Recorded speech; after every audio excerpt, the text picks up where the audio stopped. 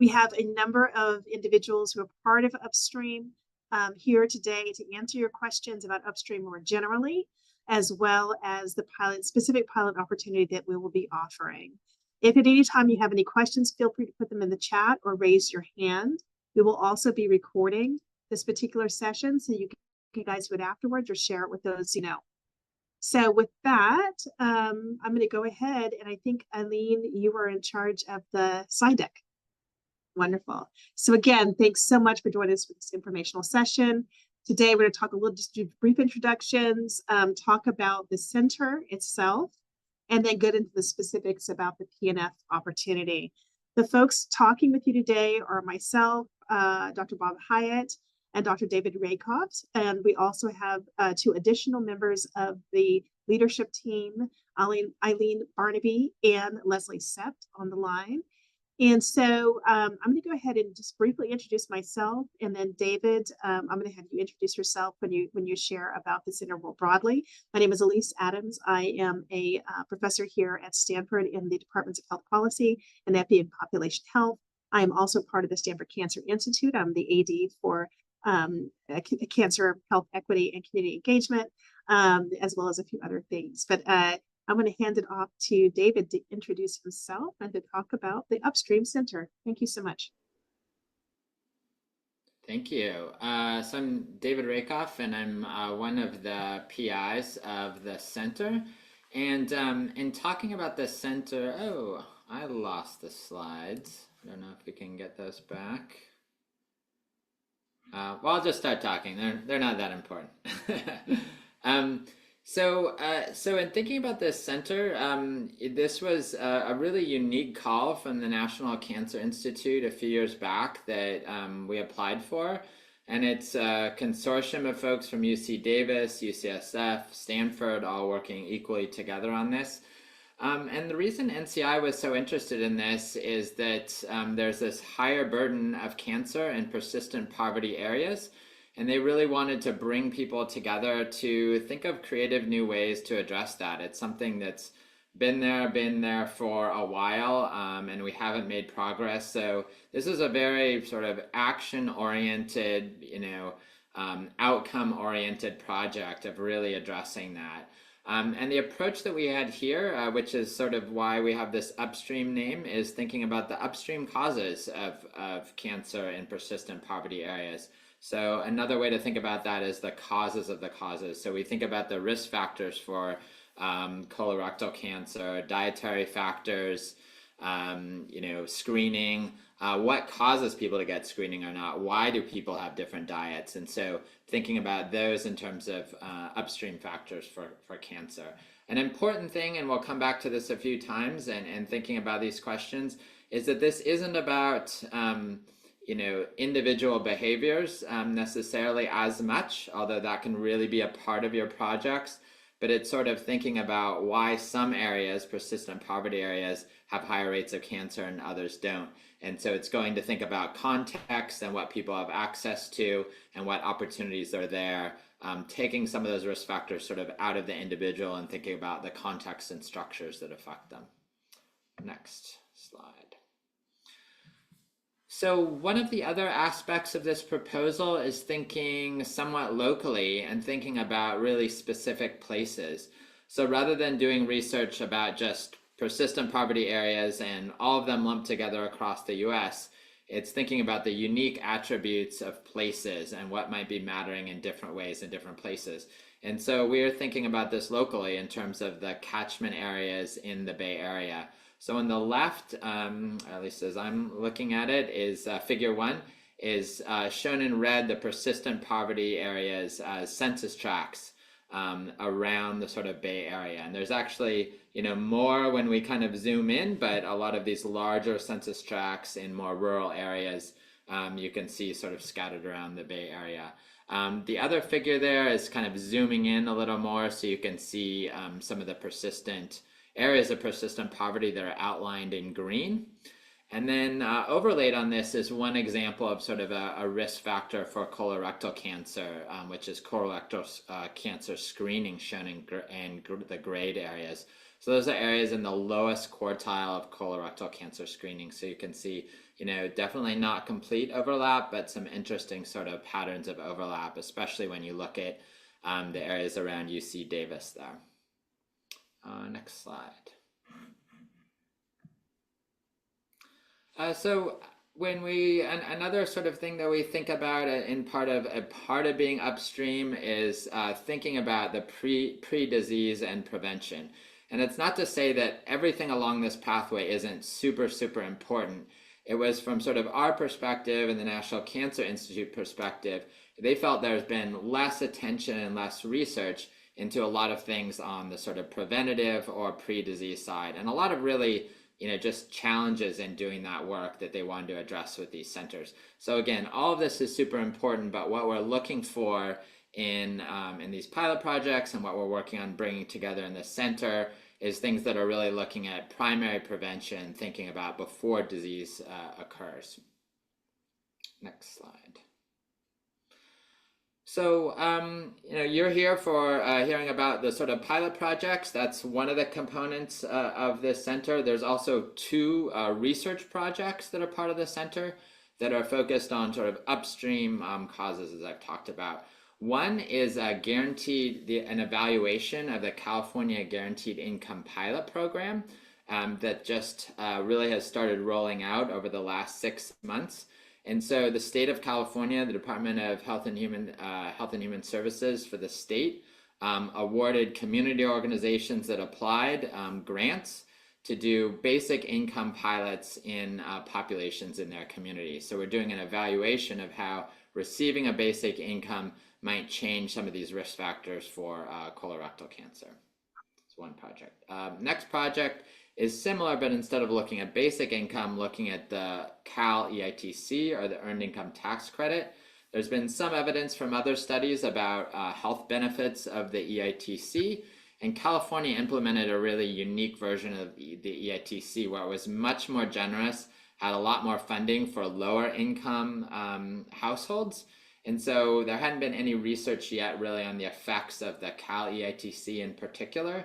And we have a lot of priors on why that might be the case because of those two reasons. It's meeting a population with greater material need and also a greater amount of money for the state. So we're doing some evaluations of how that might affect risk factors for colorectal cancer. The other part of this is eligibility in California and a few other states was expanded to include taxpayers who don't have a Social Security number but have an ITIN number.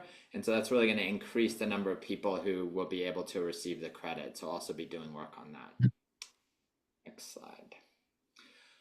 So another part of the center, which I work on with Dr. Hyatt, is the modeling core. And one of the challenges for doing this research is that any of these interventions that occur that I talked about or sort of upstream will take many, many years, if not decades, to actually have an impact on cancer incidence, just because of the etiology and the time period.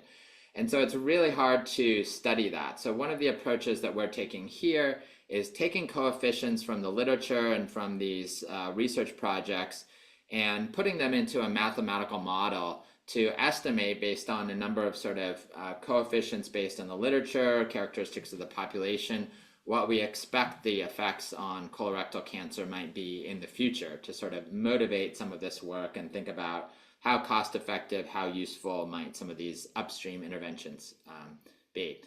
Here's an example of work that we did previously with breast cancer in the Paradigm Project, where we mapped out a lot of different risk factors, how they were related to each other, and built a mathematical model to look at the effects of different potential interventions. So we're taking that same approach now with colorectal cancer.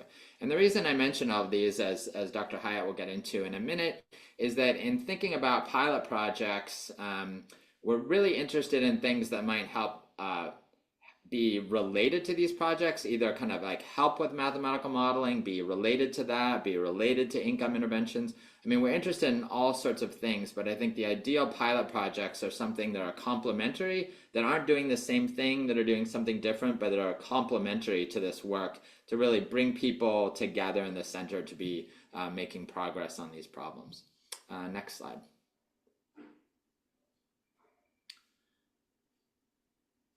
And I think, let's That's see. me. So can you hear me? Great. Yeah. Dr. Hack. Yeah. So apologize for not being here earlier. I had a little computer problem. So speaking to you from Austin, Texas, in a hotel room, I'm sure that David, Dr. Rakoff, covered the basic nature of the Upstream Research Center. I'll go into it in a little more detail. The center really is trying to get at the social determinants of cancer. So you've heard, everybody, I'm sure, the phrase social determinants of health. It's really worked its way into the vocabulary for many different fields. So we're looking at the social determinants of cancer. And as the research projects will show, with an emphasis on income inequality as one of the drivers. Now we're going to evaluate these two income policies in the major projects that Dr. Rakoff mentioned, the guaranteed basic income and the earned income tax credit. And we're trying to see the impact that policies have on behavior and ultimately cancer outcomes. The goal of the pilot program then is, as Dr. Rakoff said, to seed the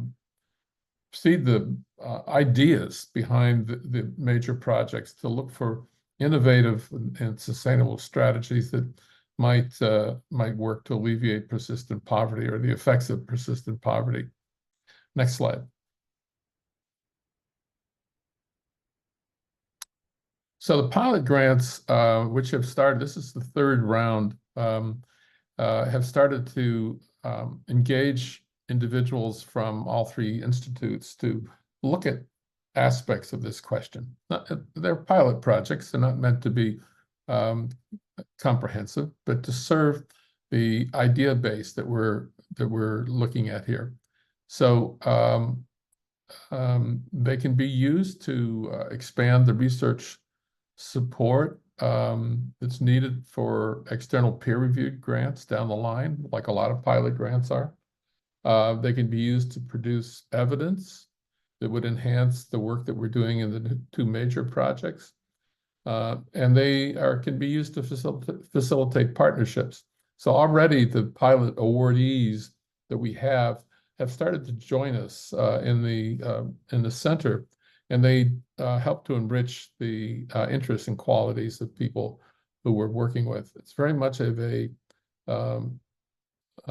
interdisciplinary group where we're all working together from different perspectives in science. So we have not only epidemiologists and clinicians, behavioral scientists, but also economists and other and social scientists from other areas. It's a very rich mix. And what we're looking for are you to come up with ideas that would help to explain, help to understand how social factors, social context have an impact on ultimately biology. What are the links? Just a piece of that link, or just one of those links, would be worthy of a pilot grant. Next slide. So here's the basic story. So the funding is for 1 year, and it won't start until May of 25. So there's a lot of time between now and then, almost a year. And there'll be $75,000 worth of direct costs. We'll have 3 awards, and we're looking for 1 award at least that will support an intervention study. There's not enough money or time for a pilot study to be an intervention itself, but it could inform an intervention, develop a survey, develop a educational piece that would help us along the line. These pilot awards are limited in some ways by the National Cancer Institute. We can't carry forward funds. That's going to be really important because there's always a worry about wanting to spend the money while you've got it. The application deadline will be the 15th of November this year. And very important, the funding needs to be approved by IRB if it deals with human subjects. And we can't release funds until that happens. And because IRB applications can take a long time and run into glitches, we advise applicants to get started on an IRB application well ahead of time. We'll help you with that as applicants, but I can't emphasize enough the importance of doing that. I think the next slide is just to give you some examples of areas of interest. These aren't by any means exclusive, but we're looking for some contribution to understanding how structural factors influence ultimately biologic mechanisms. So how does income inequality or housing insecurity or food insecurity or transportation problems ultimately influence who gets cancer and when? We're looking for developing and evaluating innovative community-based interventions. So this isn't just 3 academic institutions.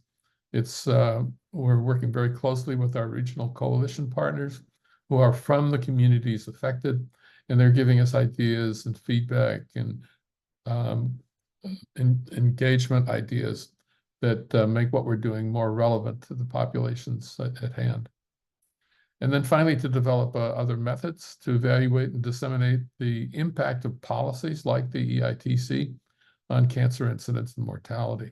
So unlike some research directions where discovery is made and hopefully turned into policy at some time, we're reversing this process and looking at existing policies and how they in turn will influence cancer incidence and mortality. Another slide. So I think this is where we want you to pay attention to the required elements.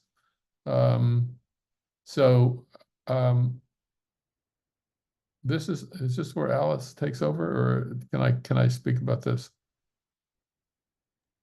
Either way, if you want to keep going, feel free. Otherwise, I'm no, not Alice. I think this is your time on the stage here. So please take. No worries.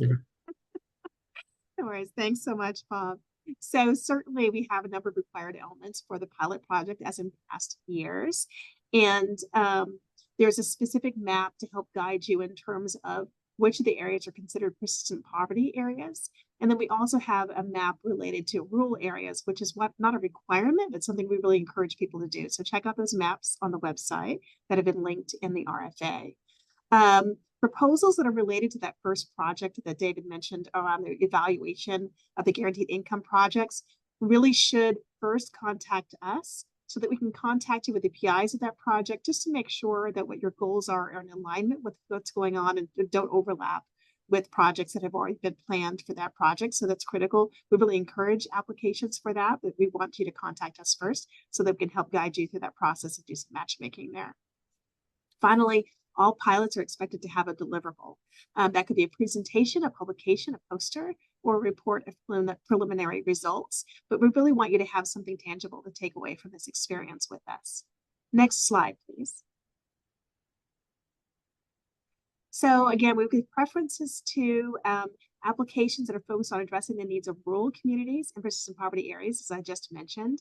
We'll also be looking at, and again, these are in the catchment areas for cancer centers, which are all listed. I'm not going to list them all, but all the counties that are listed, it's part of our catchment areas according to the different institutions.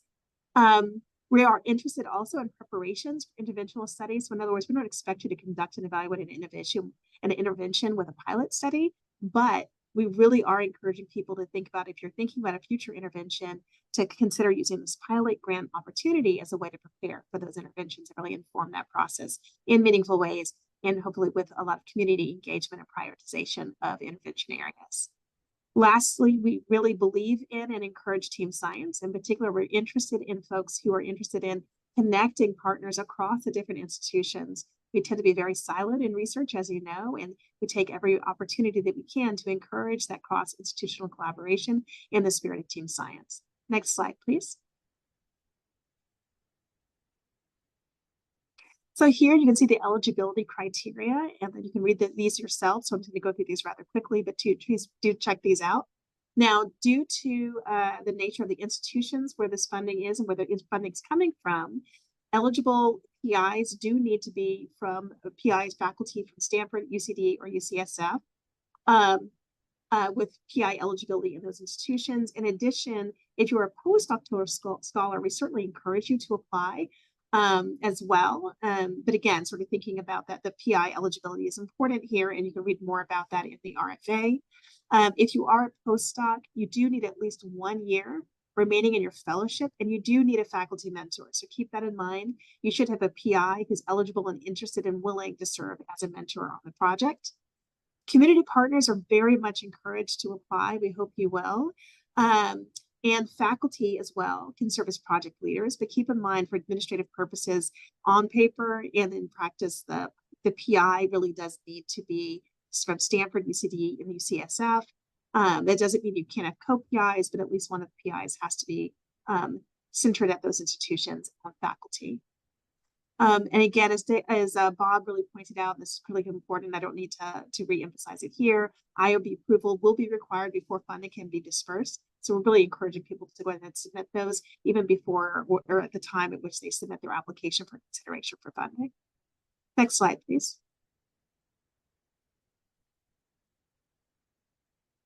So these are the application requirements, a pretty standard fare for those of you who have done these before, but we're looking for a strong set of specific aims that are directly aligned with the RFA. We want you to talk about what research partnerships you have, both within and outside of your institutions, and both with academic as well as community partners. We hope that you will use the Cancer Center resources. All of our cancer centers has a number of resources that are open and available to members, and so we really hope that you will talk about specifically how you're going to use those resources in your work. We will hope you will include a work plan, because feasibility is one of the things we're going to be evaluating these on. So it's really critically important that reviewers understand that you can achieve your goals within the stated time. And then, of course, they want to hear more about you and the other program leads, what you bring to the table to these particular issues. Then we'll have a statement of relevance, which really just, again, refers back to this overall aims for the Upstream Center. They should be centered and aligned with those. We want to hear about your community engagement plan. What are you doing to engage communities? And Bob has already told you about the amazing, amazing community partners that we already have on deck who are engaged in these issues and very interested in your work. We want to see letters of support, particularly from community partners, but also from others, just to make sure that you have a solid team ready to go. And then again, we want to see those human subjects documentation as well. That does require also city training. For those of you who have not done that, it takes a while to get through it. So just plan accordingly in terms of making sure you get through the city training, which will then make you eligible for doing research in these institutions. Next slide, please. Great. So this is really where we want to be. You guys can read again sort of everything I just rattled off in terms of eligibility on your own, but we really wanted to take this time to give you guys a chance to ask us questions, in particular about the RFA, and I'm just going to open up the floor. And please feel free to either raise your hand electronically or physically.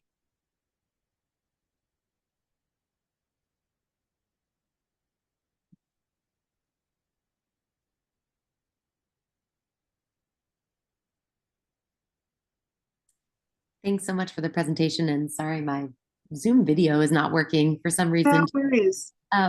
But I'm Hannah. I'm a surgery resident in my research fellowship currently, and I was just curious about the requirements for postdocs. You said that you need 1 more year of training.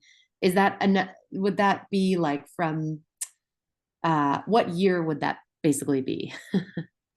So we really want to know, because these are 1-year pilot projects, we need to know that you're going to be a part of the institution for that year. So that's basically all that's saying. So if you're getting ready to leave in like a month's time, then you would not be eligible because you wouldn't be here to actually carry out the work. Does that make sense? Yes. Yeah, that makes sense. So that would be like from the awarding, the date of that the funds were awarded through the. Approximately, yes. Mm-hmm. Thank you.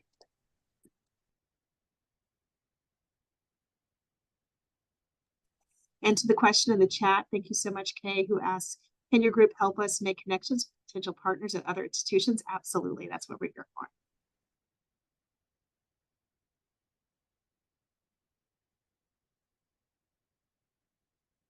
Just let me emphasize that point. So if you've got an idea that you think is responsive to this project, but you have further questions and would like to know if there are others that you could work with, we will help you with that. We really are interested in making connections across institutions and across different researchers who are working in this area that may feel like they can't handle it themselves or don't have all the expertise they need by themselves. So don't be shy about getting back to us on that with your basic ideas.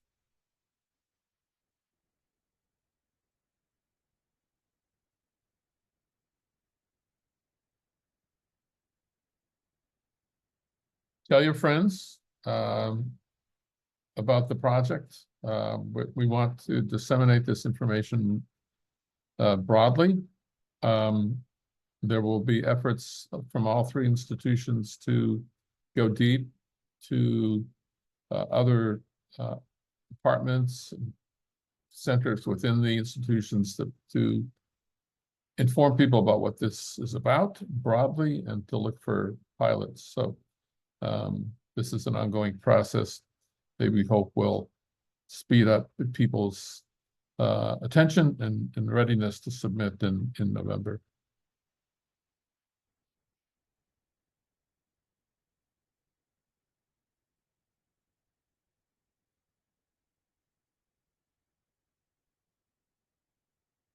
Don't be shy. Please ask other questions. We know a lot of the people on the Zoom and you are not shy. So both of you will start asking questions.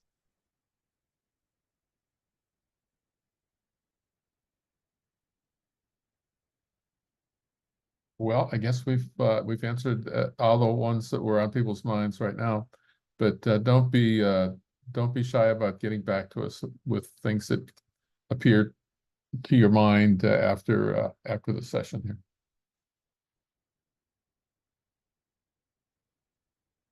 Okay, Eileen. Okay. Thank Okay, I think we'll sign off now. Thank you all. Thanks so much Thank again. you so Good job. much. Thank you. Bye-bye.